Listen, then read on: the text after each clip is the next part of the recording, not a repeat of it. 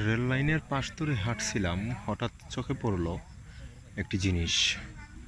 একটু সামনেই তাকালে আপনারা দেখতে পারতেছেন রেল লাইনের যে অংশটুকু আছে, একটা অংশ এখানে ফেলা।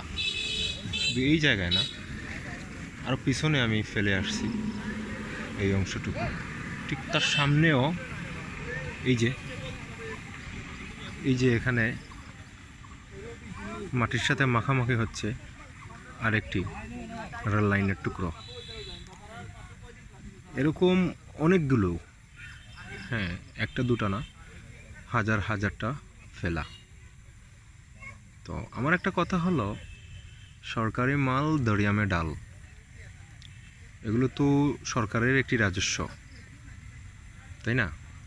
তো এগুলো এভাবে অবহেলা অযত্নে নষ্ট হচ্ছে কেন?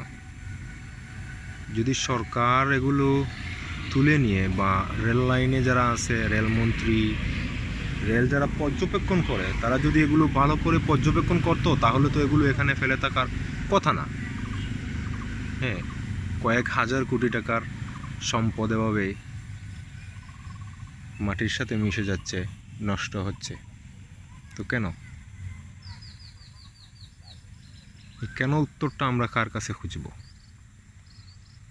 তো মূল কথা হচ্ছে, সরকারি জিনিস তো, এগুলো পাবলিক কখনো হাত দিতে পারবে না।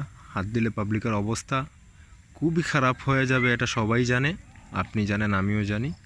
কিন্তু সরকারের দ্বারা যারা দেখাশোনার, হ্যাঁ, পর্যবেক্ষণ করার দায়িত্ব আছে যাদের কাঁধে, তারা কিন্তু বেশ আরামে শুয়ে, হ্যাঁ, দিন কাটাচ্ছে।